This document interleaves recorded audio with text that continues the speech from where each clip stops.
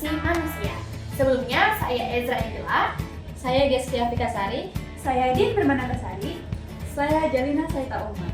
Yuk kita simak apa sih GASPEM itu? Nah, GASPEM itu adalah media pembelajaran biologi pada materi sistem pencernaan manusia. Nah, fun fact-nya, media pembelajaran ini terbuat dari kardus, teman-teman. Berbahan dasar kardus. Sebelumnya kita lihat dulu yuk apa saja organ-organ yang terdapat dalam sistem pencernaan ini.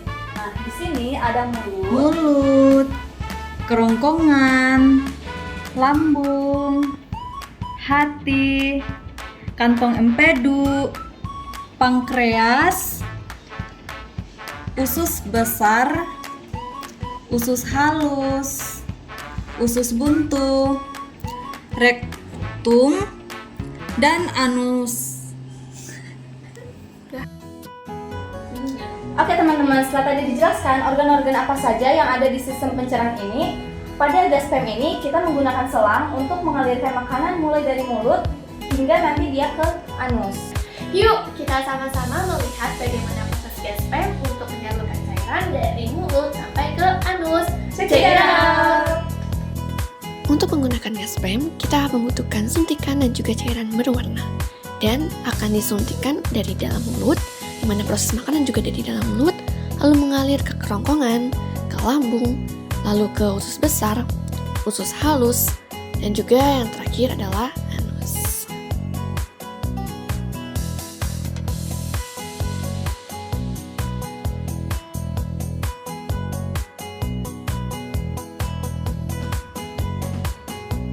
Pencernaan manusia ini dimulai dari mulut. Nah, mulut ini merupakan bagian awal dari anatomi sistem pencernaan manusia yang berfungsi untuk menghaluskan makanan agar lebih mudah dicerna oleh organ lainnya. Nah, di dalam mulut ini, proses pengelolaan makanan juga dibantu oleh air liur yang mengandung enzim amilase untuk memecah karbohidrat menjadi glukosa. Selain itu, juga terdapat gigi yang berfungsi untuk mengunyah makanan menjadi potongan kecil dan lidah untuk membantu mengaduk makanan dan membentuk gumpalan makanan yang untuk ditelan. Yang kedua yaitu kerongkongan. Kerongkongan merupakan saluran penghubung mulut dengan lambung dan terdiri dari otot untuk menciptakan gerakan peristaltik agar mampu membawa makanan yang telah dihaluskan dari mulut menuju lambung. Yang ketiga yaitu lambung. Lambung merupakan anatomi sistem pencernaan manusia yang terletak di perut bagian kiri atas. Fungsi lambung yaitu untuk mengelola makanan menjadi cairan semi cair yang disebut kimus. Selanjutnya ada hati. Hati ini berfungsi untuk memproduksi cairan empedu untuk melarutkan lemak di dalam usus halus agar lebih mudah diserap oleh tubuh. Selain itu, hati juga berfungsi menyimpan glikogen yang digunakan sebagai energi dalam cadangan tubuh. Lalu ada pankreas, yaitu salah satu organ pencernaan yang memiliki peran penting untuk menghasilkan enzim dalam pencernaan seperti enzim amilase, lipase, dan protase yang diekskresikan dalam usus halus untuk memecah berbagai nutrisi dalam makanan. Pankreas ini juga berfungsi untuk memproduksi hormon insulin yang berfungsi menjaga kadar gula darah normal dalam tubuh manusia. Selanjutnya ada kantong empedu yang berfungsi untuk menyimpan dan mengentalkan cairan empedu yang telah disekresikan oleh hati. Nah, empedu ini sangat penting karena berperan dalam pemecahan lemak dan penyerapan nutrisi yang larut dalam lemak di dalam usus halus. Usus besar sendiri merupakan saluran yang terdiri dari 3 bagian, yaitu sekum, kolon, dan rektum.